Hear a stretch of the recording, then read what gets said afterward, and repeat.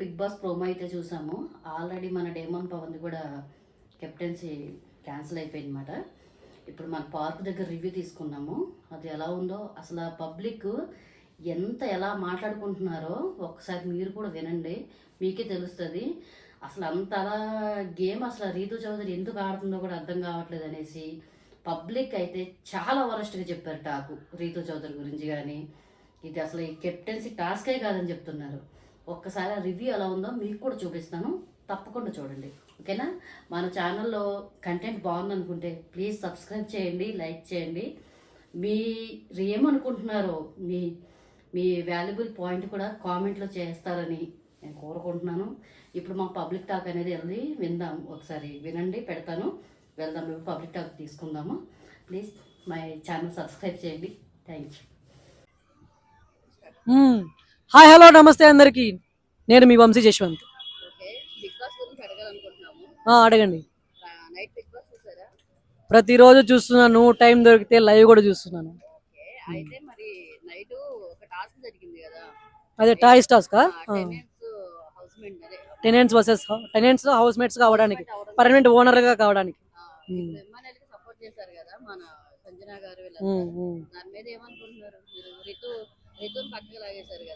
Actual గా అక్కడ ఇమాన్యుయల్ కి సపోర్ట్ అవసరం లేదు, ఆయన డిఫెండ్ చేసుకోగలడు. కానీ ఎందుకు సపోర్ట్ చేశారు అంటే రీతు చౌదరి మీద లైక్ ఆపోజిట్ గా వ్యతిరేకంగా ఉన్నారు. ఎందుకంటే ప్రీవియస్ ఒక టాస్క్ జరిగింది తెలుసా, సంచాలక్ గా ఆమె వరస్ట్ గా చేసింది.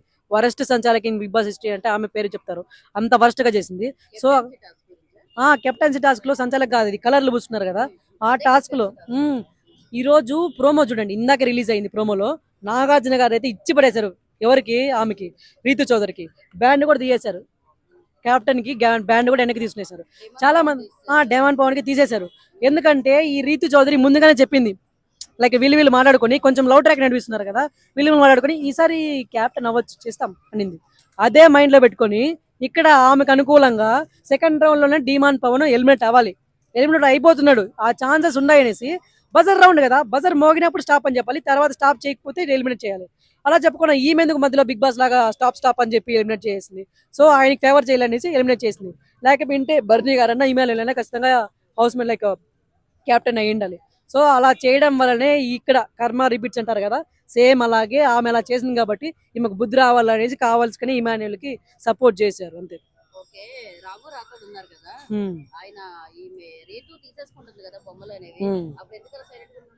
నేను కూడా చూసాను, కానీ నాకు ఆ టైంలో అసలు అర్థం కావట్లేదు, ఎందుకైనా ఇంత ఇదిగో అన్నాడు. అరే చెయ్యి భయ్యా, ఎందుకు ఇట్లా చేస్తున్నావు? యాక్చువల్ గా రాము రాథోడ్ చాలా మంచిగా గేమ్ ఆడతాడు, చాలా మంచిగా కెపాసిటీ ఉంది, ఫిట్నెస్ ఉంది ఫిజికల్ గా. అలాంటి క్యాపబిలిటీ కెపాసిటీ ఉన్న వ్యక్తి ఎందుకు అలా నిల్చుకున్నాడు? ఎమోషనల్ గా ఇది అయిపోయాడు. అక్క చెల్లి లవరు అన్న చెల్లి ఇలాంటి పెట్టుకోకూడదు. అక్కడ ఆమెను రీతు చదివిన అక్క ఇక్క అట్లా అనుకుని ఎమోషనల్ అయిపోయాడు. ఒక ఆమె అక్క కదా, ఆమెకు వదిలేద్దాంలే, ఆమె పోనీలే అన్నట్టుగా ఎమోషనల్ గా ఇదైపోయి గుమ్మ అనిపోయాడు. లేకపోయింటే ఆయన డిఫెండ్ చేసుకుని ఉంటే ఖచ్చితంగా ఇమాన్యుయల్ కి ఆయనకి టఫ్ ఫైట్ జరిగిండు. అదే రీజన్ అనుకుంటాను. అవతారు కాదు, అయిపోయారు. మర్యాద మనీష్. యాక్చువల్ గా ప్రియా పోయిండాల్సింది, ప్రియా పోయింటే దరిద్రం వదిలిండి అనిపించింది నాకైతే. ఆ ప్రియా ఇంకొకటి పేరు శ్రీజ, ఆ పేరు చెప్పాలంటేనే చిరాకు వస్తుంది నాకు. అలాంటి బిహేవ్ చేస్తున్నారు. అసలు ఎందుకు రా కామన్ పర్సన్స్ వీళ్ళు తీసుకున్నాం అనిపిస్తుంది. సో వీళ్ళిద్దరు ఒకరన్నా ఎలిమినేట్ అయిపోయింటే మంచిగా ఉండు, నోరు లేసుకొని గయ్యాలు గంపల్లాగా పడిపోతారు. వీళ్ళిద్దరు ప్రియా ఎలిమినేట్ అయిపోయింది బాగుంది అనుకుంటే మర్యాద మనీష్ ఎలిమినేట్ అయిపోయారు అంటున్నారు. సో ఓకే, నెక్స్ట్ ఛాన్స్ ఉంది కదా, మళ్ళీ లాగదాం, ఎలిమినేట్ ఖచ్చితంగా చేద్దాం. బర్నీ గారి గురించి చెప్పాలంటే ఒక ఎగ్జాంపుల్, మొన్న ఒక టాస్క్ జరిగింది కదా, వీల్ టాస్క్. వీల్ ఇట్లా పట్టుకున్నప్పుడు అందరూ ఎలిమినేట్ అయిపోయారు. ఎవరు? టెనెంట్స్ లో అందరూ ఎలిమినేట్ అయిపోయారు. ఓనర్స్ లో 3 ఉన్నారు. టెనెంట్స్ లో ఎవరున్నారు తెలిసిన లాస్ట్ కి ఎవ్వరూ ఊహించలేదు, సుమన్ శెట్టి. ఆయన ఇంతవరకు ఆడతాడు, ఇంత క్యాపబిలిటీ అందినే అస్సలు అనుకోలేరు. అంతవరకు ఆయన పట్టుకొని నిలబడేసరికి అందరి అటెన్షన్ ఎవరి మీద పోయింది? సుమన్ శెట్టి మీద పోయింది. బట్ అక్కడ పక్కన చూస్తే ఎవరున్నారు తెలిసిన? ఇమాన్యుయల్, బర్నీ గారు. ఇమాన్యుయల్ వయసు ఎంత ఉంటుంది? మా అంటే యంగెస్ట్ పర్సన్. బర్నీ గారు ఒక నాన్న స్టేజ్, ఎవరికి? తనిజా గారికి నాన్న స్టేజ్, నాన్న విసుంటది. అంత వయసు అయినా అంత యంగెస్ట్ పర్సన్ ని హోల్డ్ చేసి దగ్గర గంట వరకు అతన్ని హోల్డ్ చేసి పట్టుకొని నిలిపాడంటే అతని క్యాపబిలిటీ, కెపాసిటీ, ఫిజికల్ ఫిట్నెస్ తెలుస్తుంది. ఇంకా ఆయన గురించి చెప్పనక్కర్లేదు.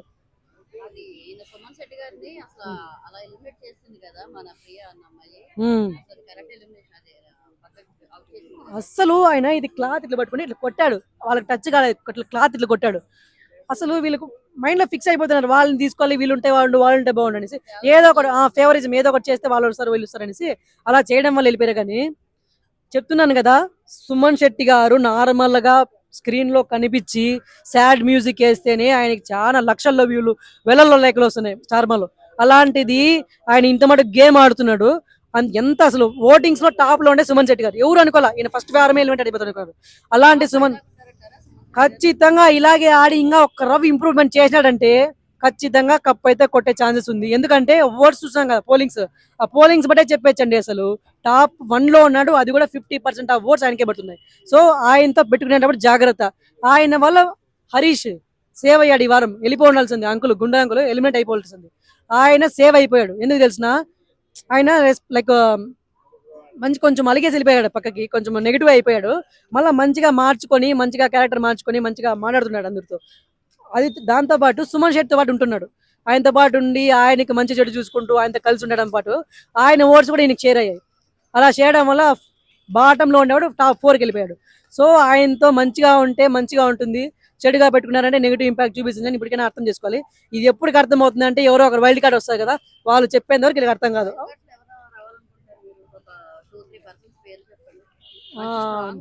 స్ట్రాంగ్ అంటే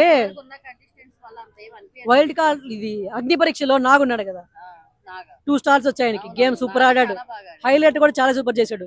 డీమాన్ పవన్ బదులు ఆయన వస్తాడు అనుకున్నారు. అసలు డీమాన్ పవన్ ఎందుకు తీసుకున్నా తెలియలేదు, ఆయన బదులు ఆయన రావాల్సింది. ప్రియానా?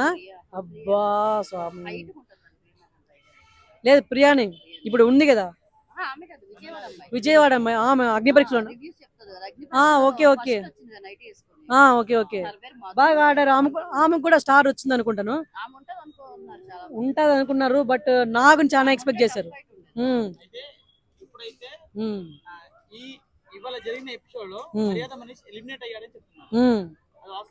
ఖచ్చితంగా నేను చాలా మంది విన్నాను, న్యూస్ కూడా వచ్చింది. ప్రియా ఎలిమినేట్ అవ్వాల్సింది, మర్యాద మనీష్ ఎలిమినేటెడ్ చేసేశారు. తనుజాని నేను ఒక క్యూటెస్ట్ పర్సన్ గా, ఒక క్రష్ లాగా చెప్తున్నాను కదా, ఒక ఆమె అంటే నాకు చాలా క్రష్, చాలా మంచిగా ఉంటుంది, బాగా ఆడుతుంది. లైక్ ఎవరన్నా కానీ ఆమెతో లవ్ ట్రాక్ పెట్టుకున్నారంటే ఇష్టం ఉండేది కాదు. అలాంటి టైం ఓకే బాగుంది, చూడడానికి బాగుంది, స్క్రీన్ ప్రెజెన్స్ బాగుంది అనుకున్నాను. కానీ నిన్న టాస్క్ రీతు చౌదరితో తలపడి ఆడింది కదా, lady tiger of the Bigg Boss season house అనిపించింది. అంత మంచిగా ఆడింది, టఫ్ ఫైట్ అంతా ఇచ్చింది.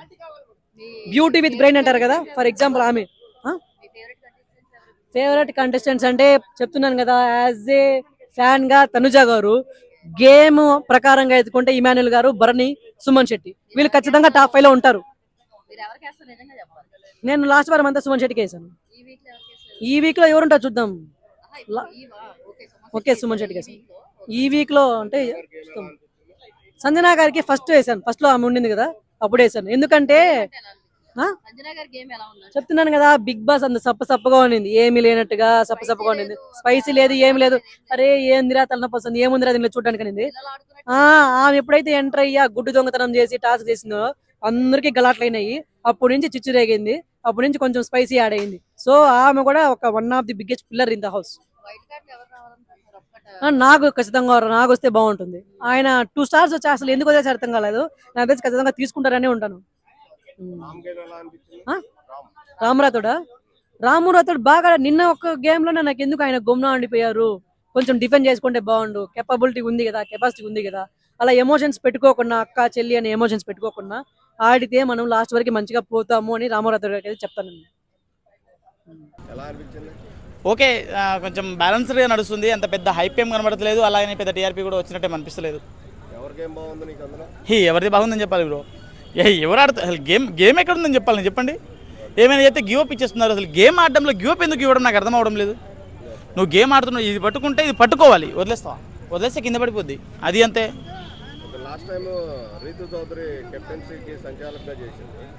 అన్ఫెయిర్ పవన్ మీద ప్రేమతో అట్లా చేసిందో మరి ఏందో అర్థమవుతలేదు, కానీ చాలా అన్ఫెయిర్గా చేసింది.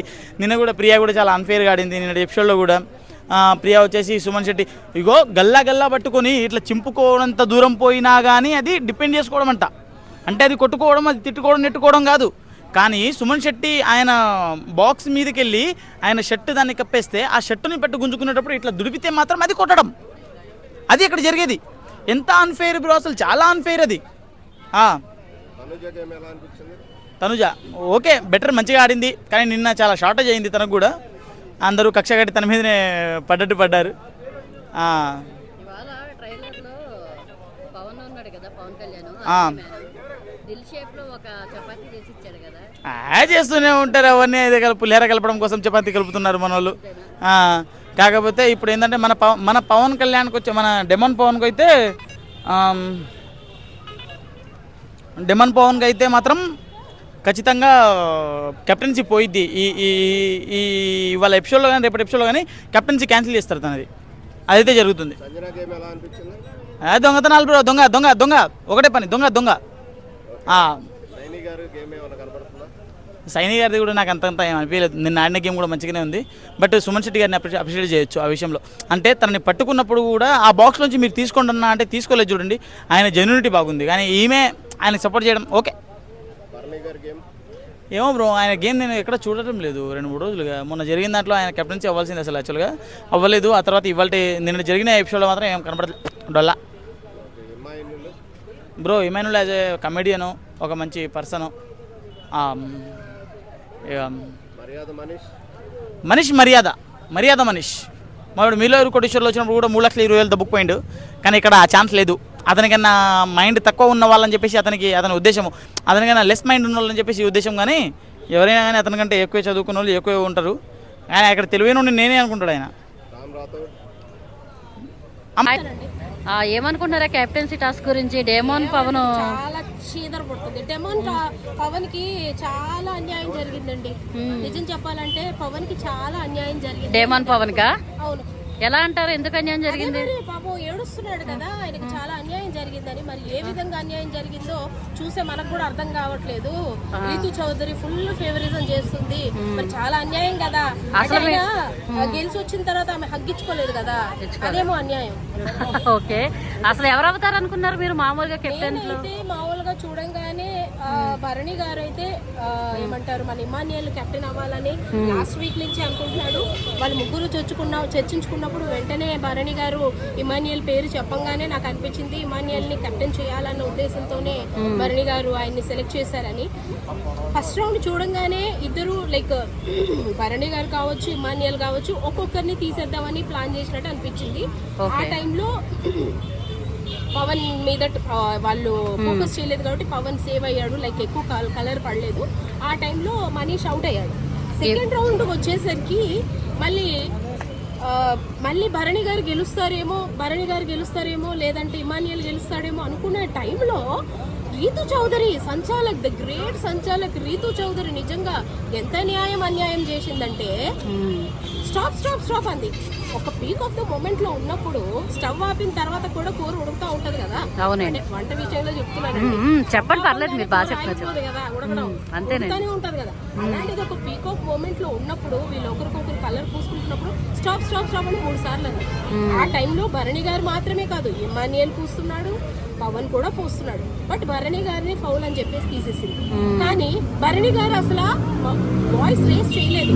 At the same time owners లో కూడా వాయిస్ రేస్ చేయలేదు. ఆయనకి ఓనర్స్ లోకి వెళ్ళాడే కానీ ఓనర్స్ లో ఆయనకు అసలు గుర్తింపే లేదు. ఎందుకంటే ఆయన్ని యాక్సెప్ట్ చేయలేదు ఓనర్ గా. ఎందుకంటే ఈయన వాళ్ళకే సపోర్ట్ చేస్తాడని ఒక ఉద్దేశంతో యాక్సెప్ట్ చేయలేదు. ఎందుకంటే అంతకు ముందే జరిగింది కదా, ఇద్దరూ కలిసి మనీష్ని టార్గెట్ చేశారన్న ఒక ఉద్దేశంతో ఈ ఓనర్స్ అంతా సైలెంట్ అయిపోయారు. At the same time tenants ఎందుకు సపోర్ట్ చేస్తారు? ఈయన ఓనర్స్ తాలూకా కదా. నిజంగా చెప్పాలంటే ఇక్కడ అన్యాయం జరిగింది భరణి గారికి. అవును, అలా అతను కూడా వాయిస్ రేస్ చేయలేదు, ఓకే పక్కకి వెళ్ళిపోయాడు. ఈ తర్వాత రీతు చౌదరి గారు ఏమన్నారంటే, ద గ్రేట్ సంచాలక్ ఇంకెవరు వాయిస్ రేస్ చేయకూడదు, ఎవరైనా వాయిస్ రేస్ చేస్తే నేను ఫౌల్ చేస్తానండి. ఇంకేం చేస్తారు, అందరూ సైలెంట్ అయిపోయారు. ఎందుకంటే ఒకరు టెనెంట్ సైడ్ ఉన్నారు, ఒకరు ఓనర్స్ సైడ్ ఉన్నారు. ఏమైనా అయితే వాళ్ళకే ప్రాబ్లం అని సైలెంట్ అయిపోయారు. లాస్ట్ రౌండ్లో ఆడేటప్పుడు ఎంత టగ్ ఆఫ్ వార్ నడిచిందో అందరూ చూసాం. నడిచిన తర్వాత ఎప్పుడైతే బజర్ మోగిందో ఎంత పెద్ద డిఫరెన్స్ లేదండి వాళ్ళిద్దరిలో. నిజం చెప్పాలంటే అసలు భరణి గారు అవుట్ అయ్యే టైంకే డెమాన్ పవర్ టీ షర్ట్ మొత్తం కలర్ అయిపోయింది. ఆ టైంలోనే నిజంగా చెప్పాలంటే ఆయన ఫౌలు, ఈయన అవుట్ అని ఇవ్వచ్చు. అదే ప్లేస్లో ఇంకొకరు ఉండుంటే, లేకపోతే ఈ రీతు చౌదరినే ఇంకొకరు ఉండి ఇమాన్యుయల్ ప్లేస్లో పవన్ ఉండుంటే అనిండేదేమో అని నాకు అనిపిస్తుంది. ఈమె ఒక చాక్లెట్ కోసమా, లేకపోతే ఒక హగ్గుల కోసమా, లేకపోతే ఒక దేనికోసమా మాటలు నేను మాట్లాడదలుచుకోలేదు. బట్ చూస్తుంటే చాలా చీదర పుట్టింది చూడగానే. అంటే ఆమె ఎవరు నోట్లు ముద్ద పెడితే నోరు చాపేస్తా ఉంటది కదా, ఆ ముద్దల కోసమా తెలీదు. బట్ చాలా అన్యాయం జరిగింది. ఆమె బాగా ఫుడ్ అనుకుంటా కదా, మొన్న కూడా డస్ట్బిన్ లో ఫుడ్ ఎంగిల్ ముద్దలు తినడం కాదు, మొన్న కూడా డస్ట్బిన్ లో పడిన ఫ్రూట్ ఏదో తిన్నది కదా. అవును, ఇంట్లో వాళ్ళు ఈ కలిపి ముద్ద పెడితేనే నాకు నచ్చదు, తినబుద్దు. బట్ తన ఇష్టం, అది దాని గురించి నేను మాట్లాడకూడదు. బట్ ఒక సోషల్ మీడియాలో ఉన్నప్పుడు లక్షల కోట్ల మంది చూసేటప్పుడు ఎలా బిహేవ్ చేయాలో నీకు తెలీదా? అదే కదా. ఇక సుమన్ శెట్టి గారి గురించి అని చెప్తారా, అన్న గురించి? సుమన్ శెట్టి గారు నిజంగా ఎక్కడంటే ఇతన్ని ఓదార్చేటప్పుడు చాలా బాగా అనిపించింది నిజంగా. ఆయన ఇంకోటి భరణి గారిని పట్టుకుని ఏడ్చేశారు ఈ టాస్క్ స్టార్ట్ అయ్యే ముందు. నిజంగా ఒక పెద్ద ఒక మంచి పెద్ద దిక్కుని మేము కోల్పోయాము. అక్కడికి మీరు వెళ్తే, ఓనర్స్ లోకి వెళ్తే మాకు మంచి జరుగుతుంది. లైక్ వాళ్ళంతా అంటే బయట నుంచి వచ్చిన వాళ్ళు ఒక కామనర్స్ మమ్మల్ని పట్టించుకోవట్లేదు, మీరు వెళ్తే మమ్మల్ని పట్టించుకుంటారని ఒక ఉద్దేశంతో పంపించామే కానీ మేము కోల్పోయాము అని చాలా బాధపడ్డాడు. చూడటానికైతే నిజంగా చూడగానే నిజంగా అందరికి నాకైతే. మొన్న కూడా ఇంకొక మాట అడుగుతాను చెప్పండి. మొన్న కూడా సుమన్ శెట్టి గారిని క్యాప్టెన్సీ టాస్క్ పక్కకు లాగేశారు కదా, చక్రం టాస్క్ లో కూడా అందరూ పడిపోయారు. ఆ టైంలో కూడా భరణి గారే ఇమాన్యుయల్ ని పట్టుకొని వాళ్ళ గ్రూప్ ని గెలిపించాడు. కానీ అయినా కూడా వీళ్ళు భరణి గారిని నమ్మట్లేదు. సో అందుకే ఈయన డిసైడ్ అయ్యారు, నన్ను నమ్మనప్పుడు ఇంకెందుకు ఎవరో ఒకరిని కెప్టెన్ చేయాలి. లైక్ ఇమాన్యుయల్ కెప్టెన్ అయితే బాగుంది. నిన్న బిగ్ బాస్ చూసి బిగ్ బాస్ చూస్తుంటే నిజంగా very very very very interest create అయిపోయిందండి నాకైతే. నా ఒళ్ళంతా బిగ్ బాస్ రీతు చౌదరి పాపం